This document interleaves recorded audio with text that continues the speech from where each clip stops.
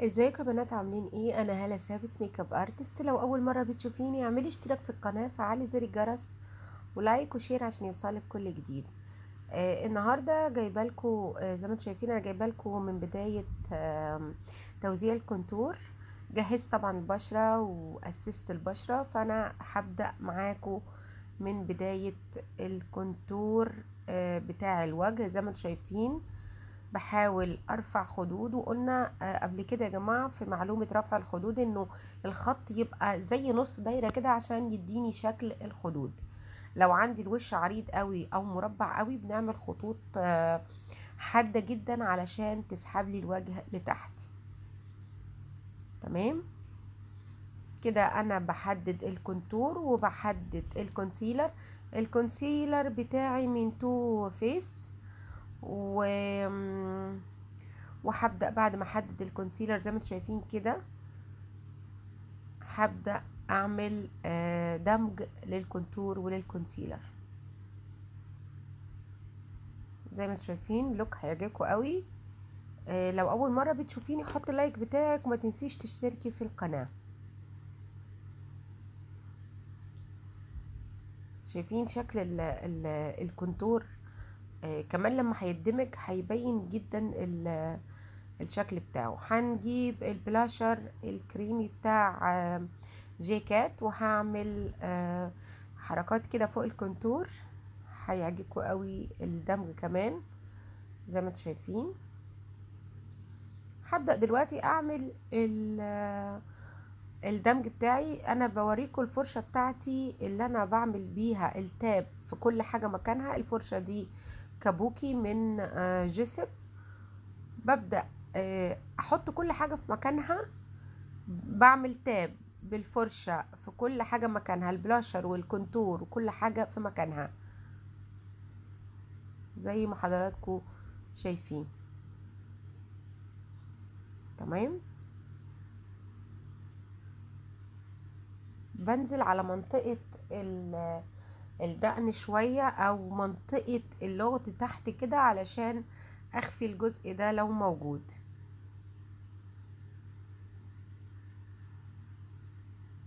هبدأ بعد كده اعمل تاب على منطقة الانف.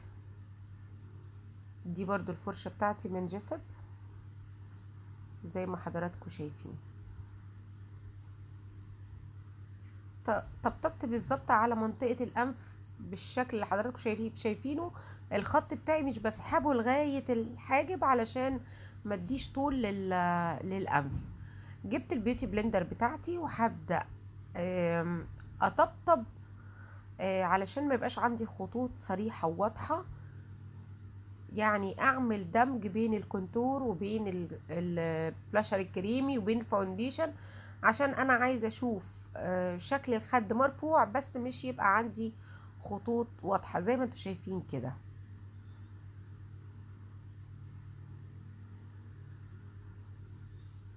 تمام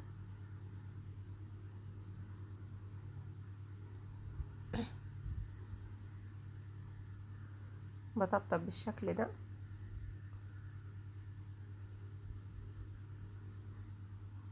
وهرجع اعمل تاب كمان على الكونسيلر بتاعي اللي انا حطيته زي ما حضراتكم شايفين. بمشي بالبيوتي بلندر بتاعتي النظيفة على كل جزء موجود في البشرة علشان ابقى متأكدة انه انا دمجت كل حاجة. زي ما انتم شايفين يا بنات حواجبها رفيعة جدا، فاحنا هنعمل حواجب، هنرسم الحواجب هير باي هير. بس بجد طلعت حلوة جدا جدا. شوفوا الفيديو للاخر، ما تفوتوش لحظة في الفيديو علشان مهم جدا الفيديو ده. واللوك بتاعها طلع قمر قوي. زي ما انتم شايفين بمشي على كامل الوجه اتاكد ان انا ما عنديش خطوط واضحه. كله اتدمج مع بعضه. زي ما انتم شايفين بقلب في البيوتي بلندر بتاعتي علشان اجيب كل كامل الوجه. زي ما انتم شايفين كده يا بنات، كده بتاكد انه انا تحت العين ما عنديش خطوط. كان من شوية كنت عاملة لايف يا بنات، وكان حبيبة ليا حبيبتي سألتني على الخطوط اللي تحت العين. ليه بيعمل خطوط تحت العين؟ ده حاجة مهمة جدا. لما اجي اثبت تحت العين، اول طلب بطلبه من العميلة ان هي تبص فوق زي ما انتم شايفين كده، واتاكد ان هي مش منزله عينها، عشان لو نزلت عينها وانا ثبت، الخطوط دي هتفضل موجوده مش هتختفي. فانا بتاكد ان انا ما عنديش خطوط تحت العين، وبعدين بثبت باللوس باودر.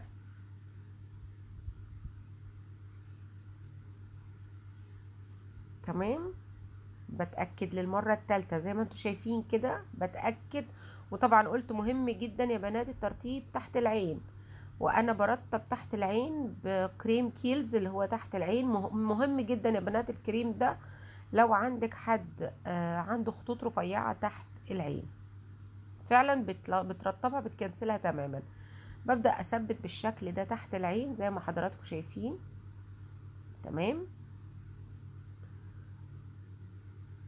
اول ما بثبت تحت العين، فببدأ اطلب من العميلة بتاعتي ان هي خلاص اوكي، انا بثبت البشرة بكاملها، وبطلب منها ان هي تغمض عينها عشان ابدأ اشتغل فوق العين.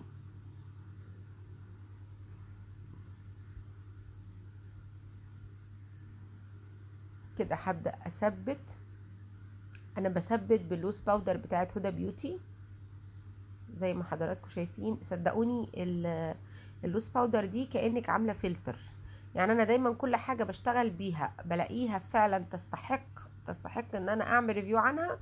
فعلا لورا مارسي كانت رائعة جدا، واشتغلت بيها كتير جدا، وكنت يعني مش عارفة اشتغل بحاجة تانية، او مش حابة اشتغل بحاجة تانية. بس بعد هدى بيوتي، لا ما شاء الله، هدى بيوتي رائعة جدا. وبعدين انا باخد وقت كبير قوي على ما بكون رأي.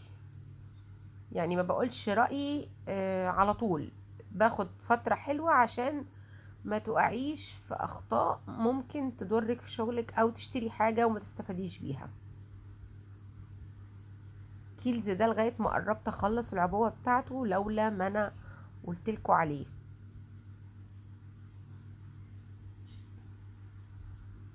بثبت طبعا اي جزء انا حطيت عليه فاونديشن، منطقة الرقبة كلها زي ما حضراتكم شايفين.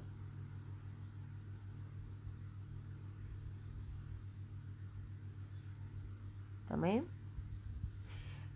شفتوا خدتوا بالكم من الحركة بتاعت ان انا بحط ايدي على اي جزء انا ببقى شاكة ان هو ما تثبتش. طبعا حاطة خفيفة يعني ما تدوسيش قوي. فببدأ اثبت. انا ثبت الرقبة باللوس باودر بتاع كيرولان، هو شفاف برضو. وبرجع أأكد على باقي البشرة. تمام زي ما انتوا شايفين كده، ثبت البشرة كلها. وهبدأ دلوقتي يا بنات اشتغل في العين. اول حاجة بثبت شكل الحواجب بتاعتي بالشمع او الواكس بتاع الحواجب.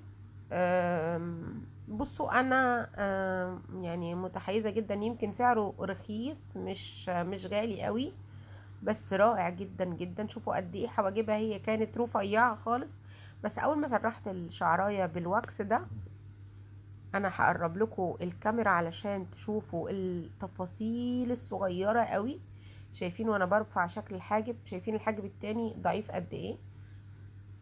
بجد بيوزع الشعريات حلوة قوي بتاعة الحاجب، وبيفتحهم لي من بعض، بيبين لي شكل الحاجب. ببدأ اقدر ارسم واشتغل فيهم براحتي.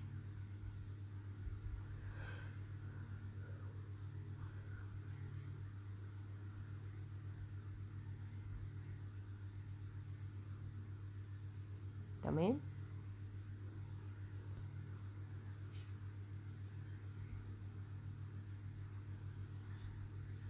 انا بحاول اجيب لكم الكاميرا على عينيها علشان يعني نحاول نوصل لأقرب حاجة ممكن تستفيدوا بيها.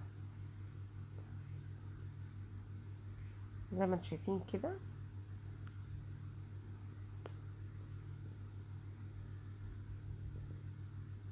وهنا سأسكت قليلا قليلا لغاية ما أوصل للعين. ايوه ايوه. الله عليا. لا انا في التصوير ما عنديش يا مرحمين يا اولاد. لو وصلتوا للحتة دي قولولي بقى. انا في التصوير ما عنديش يا مرحميني، عشان اتاكد ان انتم متابعيني وفي قلبكم يعني مش ناسيني. وما تنسيش تحطي اللايك.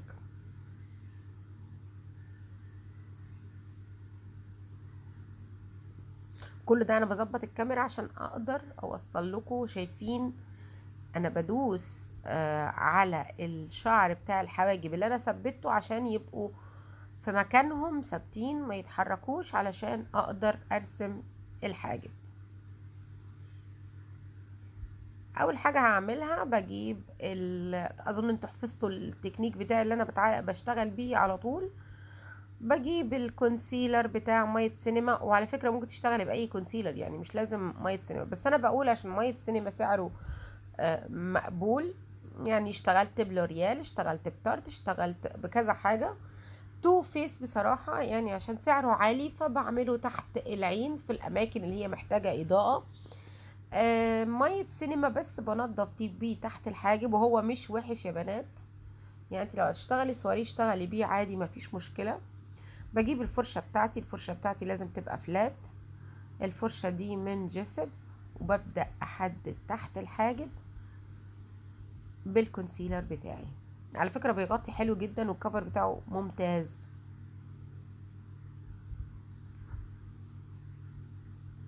تمام. بوزع بالفرشة بالشكل ده. تمام.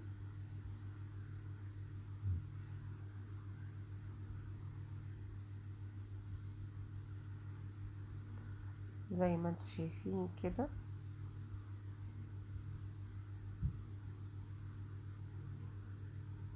وبعمل نفس التكنيك في العين التانية، وببدأ احدد شكل الحاجب بالكونسيلر. تمام.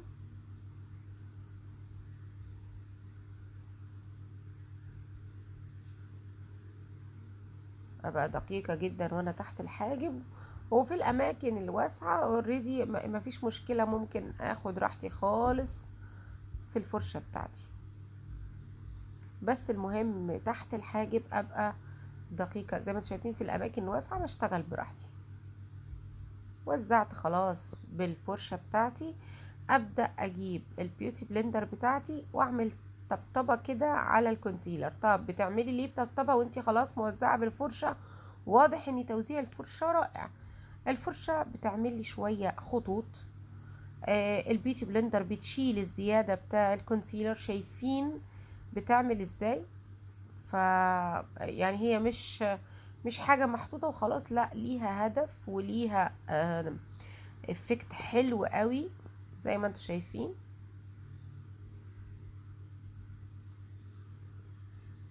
وهبدأ دلوقتي اثبت الكونسيلر.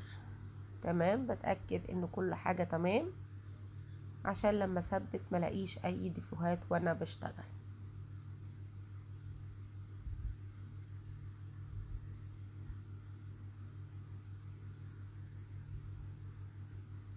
وهنا سأسكت قليلا عشان اسيبكم مع القمر.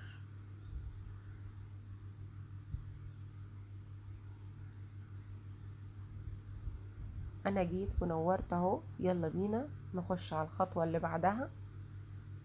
تمام.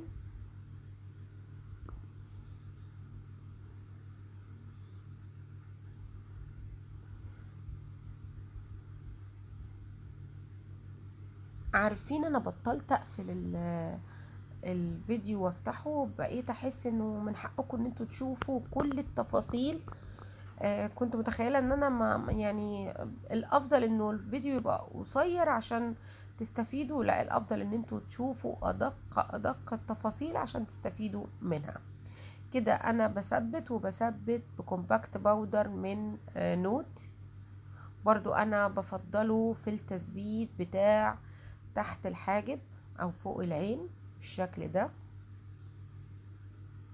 بجيب الفرشة بتاعتي بتاعت التنظيف اللي انا بقول عليها دي، المكنسة الكهرباء بتاعتي، وبشيل الزيادة بتاعت الكومباكت باودر اللي موجودة فوق العين، عشان لما اشتغل اي شادو ما يكلكعش معايا ويبوظ لي اللوك بتاعي. جبت الباليت بتاعتي من جاكلين هيل، من مورفي، من جاكلين هيل. هبدأ اشتغل الشادو بتاعي زي ما انتم شايفين. هبدأ اللون الانتقالي بتاعي بالدرجة دي، تمام. ده هبدأ بيها اللون الانتقالي بتاعي زي ما انتم شايفين في المنطقة بتاعة الجفن الثابت زي ما حضراتكم شايفين.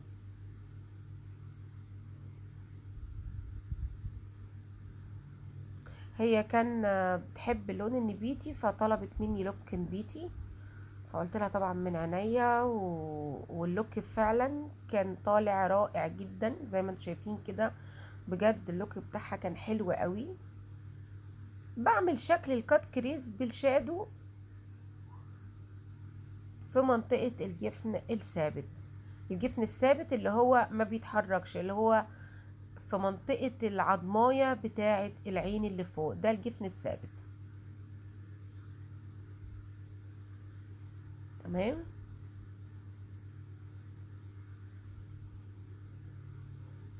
كل شغلي كده في المنطقة دي، حاول ادمج الجزء ده.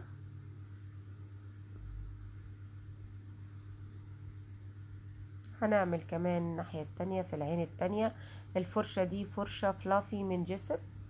فلافي يعني شعرها كتير وبعيد من بعضه، مش كابوكي زي الفرشة اللي عملنا بيها الكونتور. كابوكي يعني شعرها كتير بس وكثيف وملموم على بعضه. فلافي يعني شعرها كتير وواسع من بعضه، تمام. ده اللون الانتقالي بتاعي اللي انا تقريبا خلصته. طبعا اللوك بجد يا بنات ظهر بعد الحواجب، يعني تحسي ان انت لغايه دلوقتي ما شفتيش حاجه، لكن فعلا بعد الحواجب اللوك ظهر حلو قوي، تمام.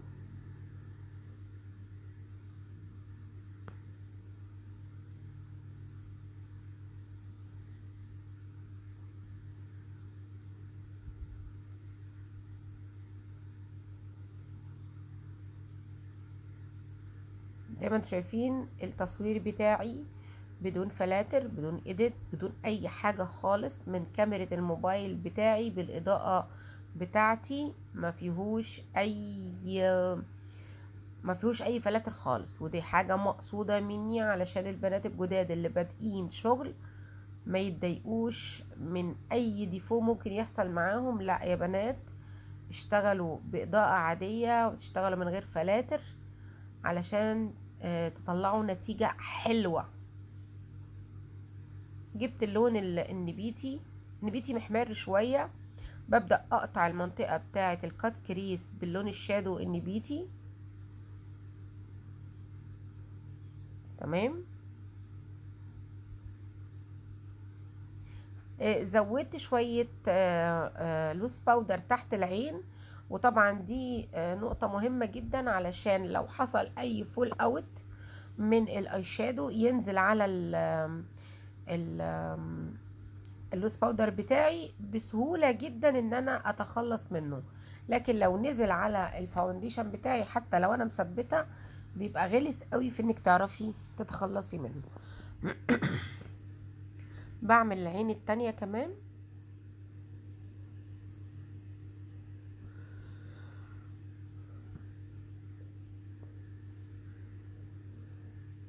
طبعا انا بشتغل بفرشة بنسل رفيعة برضو من جسم،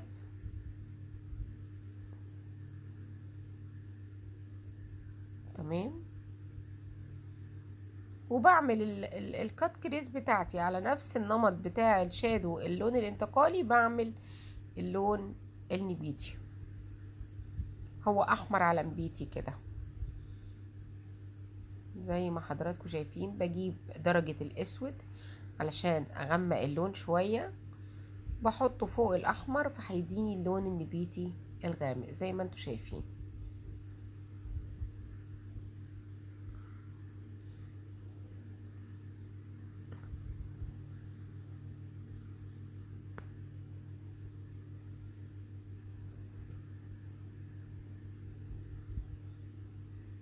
كده هبدأ ادمج الالوان التلاتة مع بعضها زي ما انتوا شايفين كده.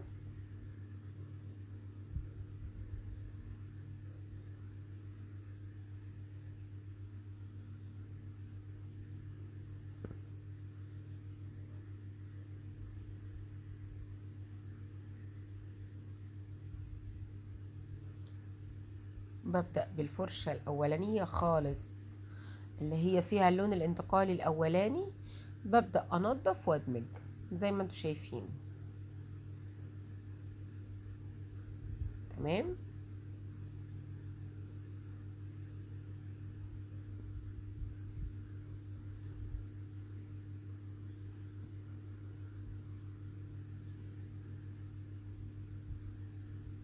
اتأكد من شكل الكات كريس بتاعتي علشان لما ابدأ اشتغل الجليتر يبقى كل حاجة معمولة صح. تمام.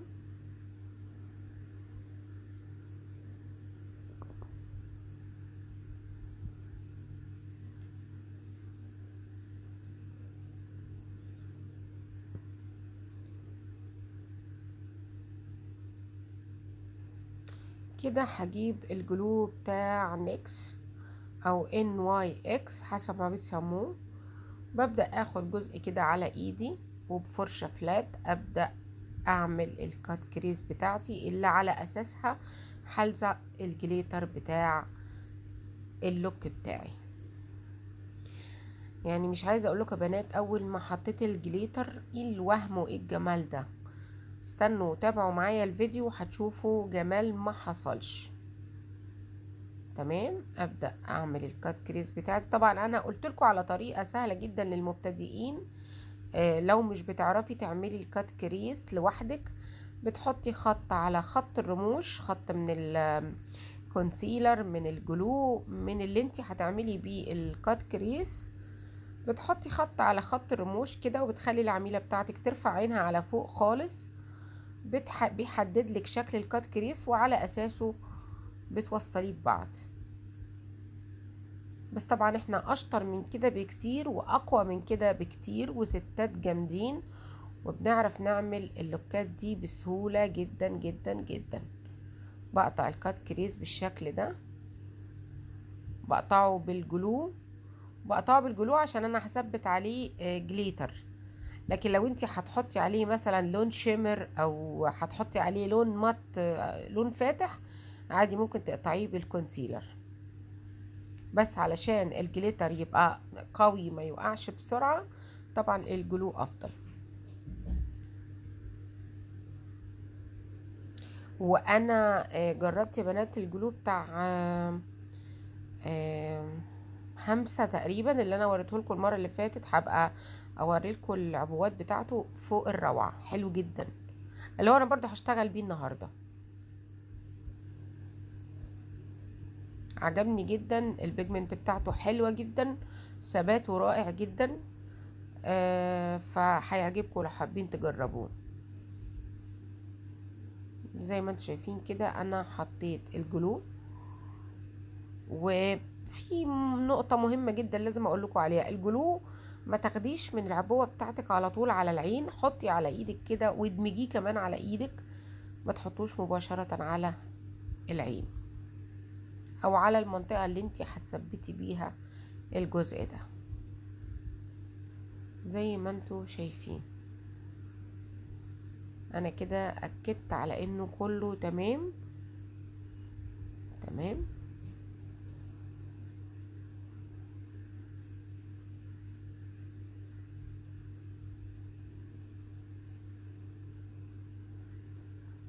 كده خلصت الجلو بتاعي بالشكل ده. بتأكد ان كل حاجة تمام مظبوطة، نفس نفس المسافات بالظبط في العينتين الاتنين بالظبط، مفهومش كلام يعني.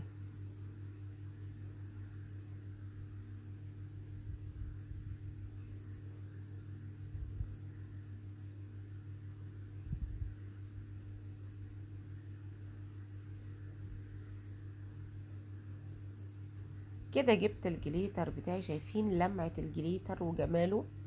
جبت الجليتر بتاعي الذهبي وببدأ اوزعه على تقريبا 3/4 الجفن. ده اللون الذهبي زي ما انتم شايفين كده. الحقيقة احلى بكتير من الصور ومن الفيديوهات. تمام، ثبت بصوابعي، وانا مصرة جدا على موضوع انه التثبيت بالايد يا جماعة بجد بيدي افكت حلو جدا. الدفع اللي موجود في ايدي بجد بيثبت الحاجات. هجيب بقى الجليتر التاني اللي هو مدي على روز جولد. ده جولد، ده اللي انا حطيته الاولاني ده جولد، والتاني روز جولد. هبدأ احطه في مدمع العين زي ما انتم شايفين كده، بس عشان مدمع العين جزء صغير قوي فاستخدمت فرشة. بس بجد الحقيقة احلى بكتير جدا من اللي احنا شايفينها. تمام،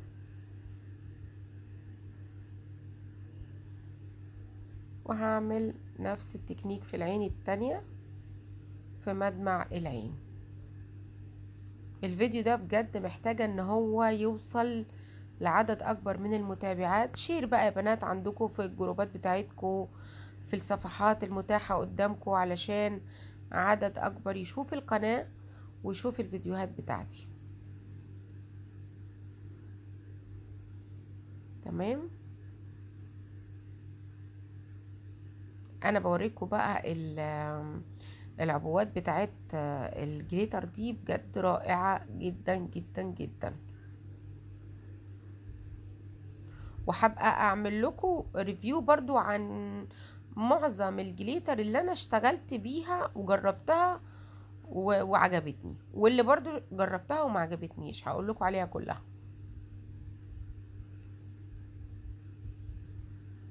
هي اول ما فتحت عينيها يعني، هو عاده وانا بشتغل ما حدش بيفتح عينه، بس هي عجبها قوي الموضوع ففتحت عينيها قالت لي حلو قوي.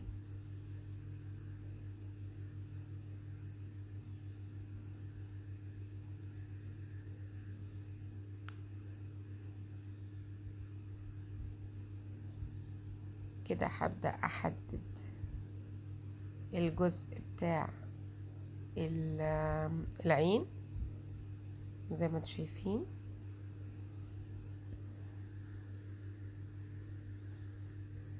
عايزه تحددي بفرشه، عايزه تحددي بيوتي بلندر، عايزه تحددي باي حاجه متاحه عندك حددي.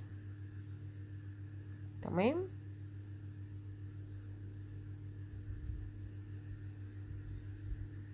زي ما انتم شايفين كده. وده كومباكت باودر من نوت.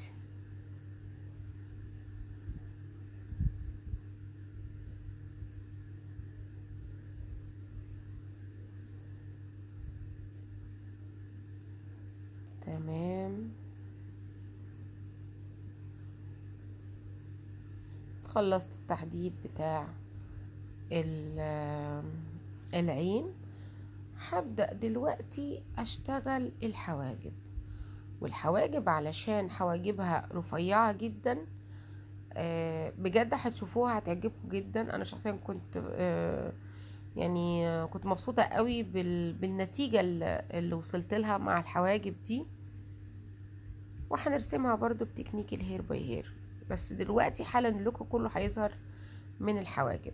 بعمل خطوط زي ما انتم شايفين كده بالطول. عايزة اطلع شكل حواجب هير باي هير.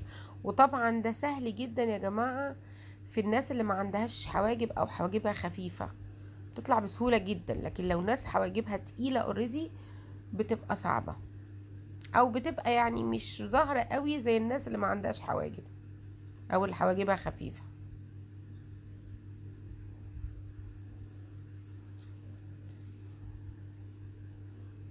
تمام.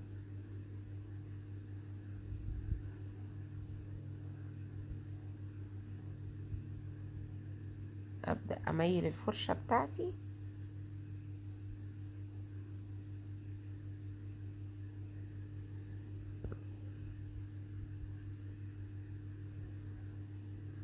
تمام.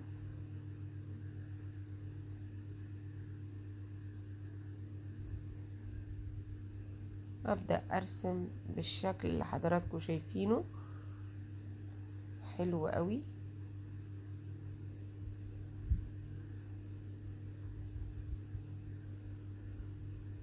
بملى الحاجب، بديله كثافة شوية.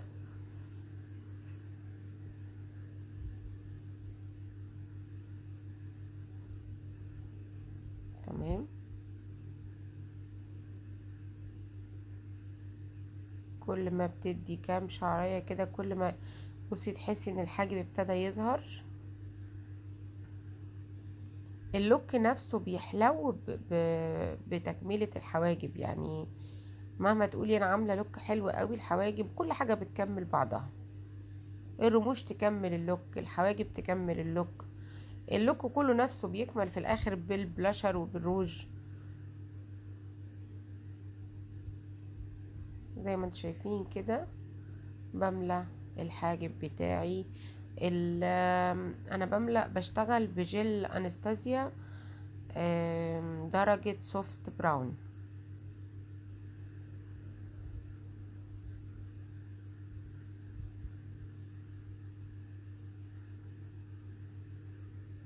شايفين شكل اللوك الناحية دي وشايفين شكل اللوك الناحية التانية.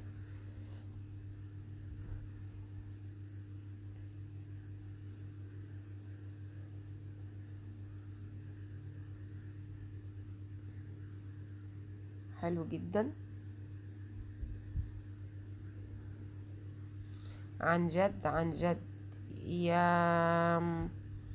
يا بناتي حلوين اللي كانوا معايا في اللايف النهارده، انا خلاص اتعلمت اللهجة العراقية. عن جد عن جد كانت تحفة اللوك بتاعها.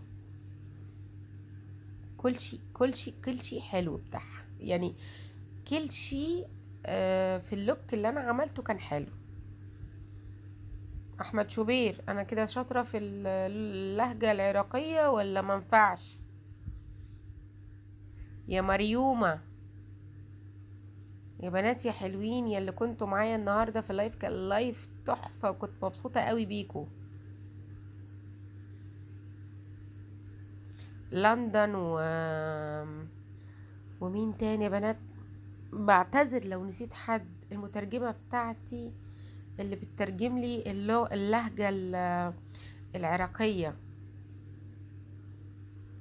بحبكم كلكم والله، يعني ربنا يخليكم ليا يا رب. شايفين بعمل خطوط زي ما حضراتكم شايفين. قربت الكاميرا قوي قوي علشان تشوفوا ال ال ال الخطوط بتاعه الحاجب.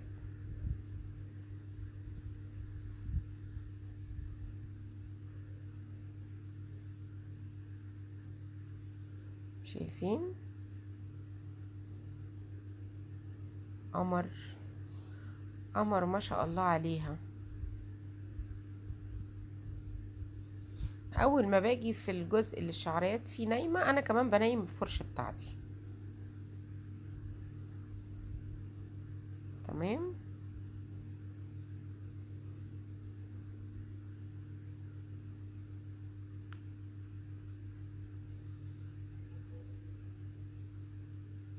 زي ما انتوا شايفين كده بمشي خطوط خطوط خطوط لغايه ما يكمل شكل الحاجب كله ويطلع قمر زي ما انتوا شايفين.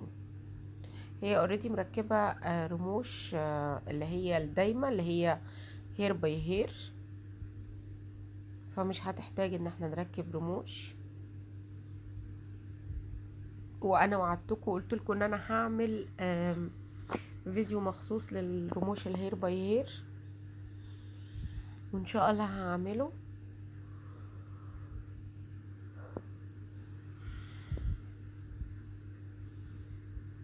شايفين الحاجب اللي كمل والحاجب اللي لسه ما كملش، رغم ان هو لسه ما كملش، بس يعني انا بقول لكم بصوا شايفين شكل الحاجب عامل ازاي.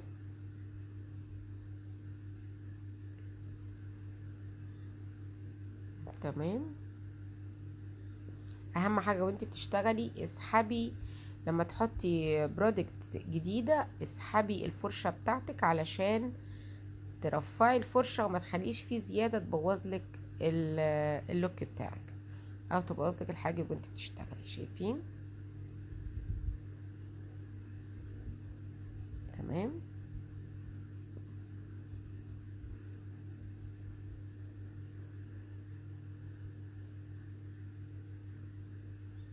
بحدد الحاجب من تحت. تمام.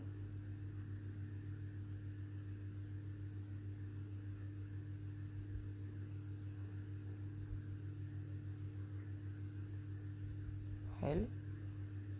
بحدد وبسحب، بدي خطوط، بملى اماكن فاضيه.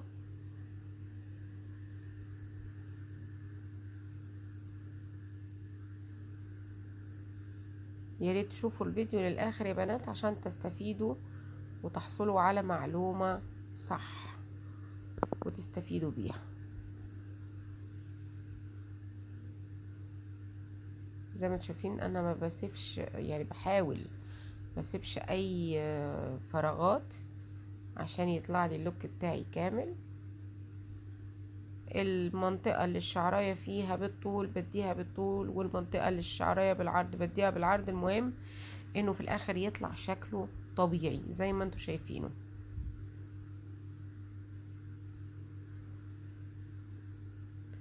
وبعدين الميك اب ده يا بنات مدارس، في كل حد وله مدرسته اللي بيحب يشتغل بطريقته او بطريقتها.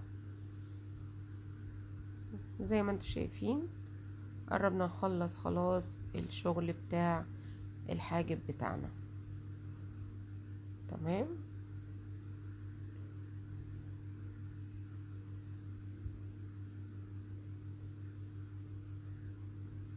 تحفة قوي. فاكرين الحواجب كانت ايه وبقت ايه؟ تمام.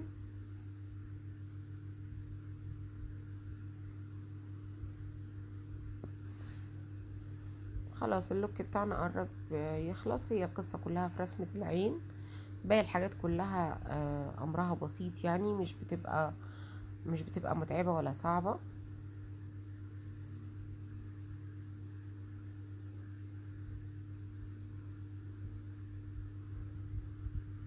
بس قولوا لي رأيكم يا بنات.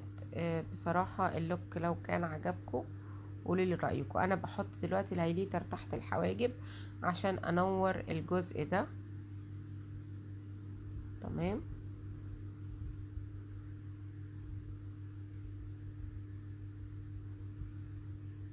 تاتش خفيف خالص تحت الحواجب، ما انا مش عايزاه يبقى خط واضح، انا بس حاجة اضاءة بس تحت العين. تمام.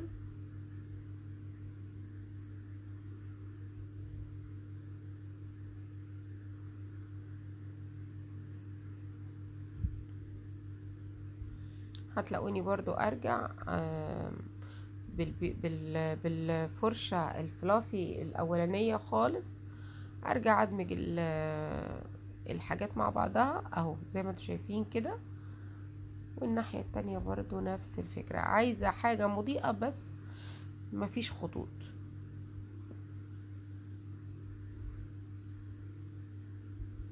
تمام كده. هجيب ايه يا بنات؟ الايلاينر، وحدث ولا حرج في الايلاينر. انتوا عارفين انا بحب ايه وبشتغل بايه، بس انتوا ليكم مطلق الحرية، اللي تحبوا تشتغلوا بيه اشتغلوا بيه.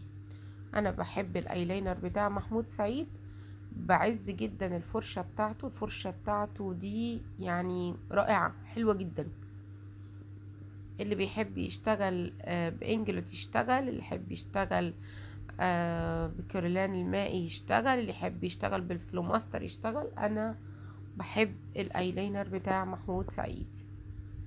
زي ما انتم شايفين طلعت بخط نص او من 3/4 العين لاني جفنها مش متبطن، وهكمل العين لبدايتها.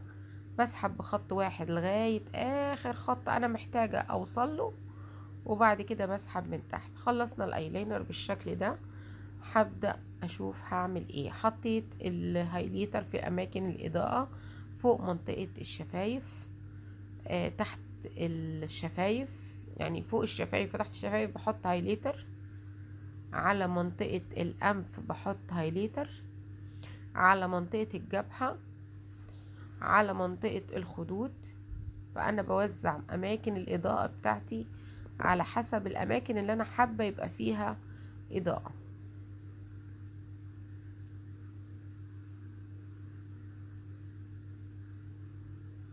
هي كانت مبسوطة قوي باللوك.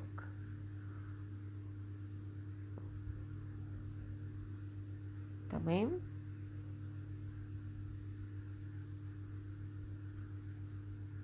كده هبدأ احط الكحل بتاع انجلت جوه العين زي ما انتم شايفين. بسحب الجفن لتحت شوية عشان اضمن انه انا مجيش ناحية العين. طبعا هي كانت هتدمع، ف يعني تداركنا الامر الحمد لله وعدت على خير. تمام.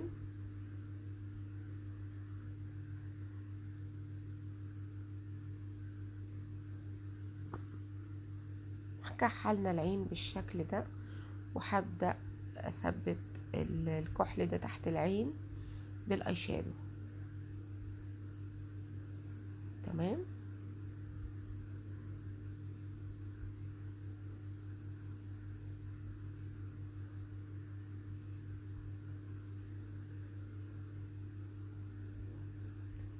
جبت فرشة فلات من جيسب برضو، وجبت اللون الاولاني خالص بتاعي اللي هو اللون الاحمر، وهطعم برضو بالاسود. نفس التكنيك اللي عملته فوق احمر على اسود، تحت برضو هعمله احمر على اسود. تمام.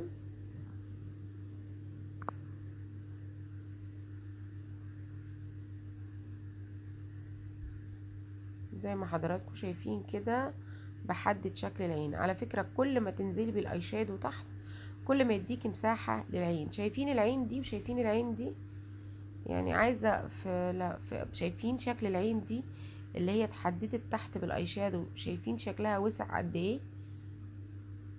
فكل ما تنزلي بالاي شادو بتاعك تحت، طبعا بمقاييس معينة، مش نزول وخلاص يعني، بس بيديكي مساحة ووسع للعين حلو قوي. هعمل العين الناحية التانية كمان.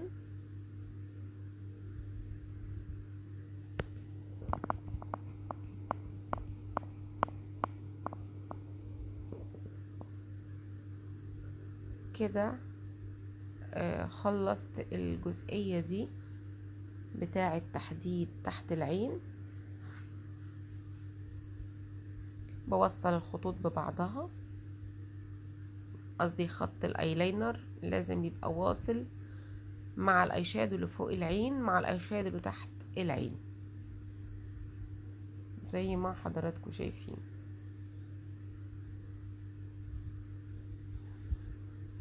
شايفين قمر كده حلو حلو، يعني حلو قوي ما شاء الله عليها.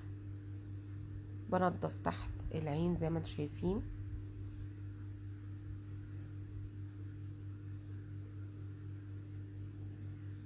هبدأ اسحب الايلاينر من قدام. سحبة العين من قدام دي حد كتير قال لي انا عايزه اشوفها. فانا بعد ما عملتها بالايلاينر بتاع كيرولان المائي، لقيت الايلاينر بتاعه سواده يعني سواده يعني اخف من محمود سعيد. فرحت جايبه الايلاينر بتاع محمود سعيد. هتلاقوني اغير واجيب الايلاينر بتاع محمود سعيد واسحب العين من قدام. كنت حابه انه سواده يبقى قوي جدا علشان يناسب باقي اللوك.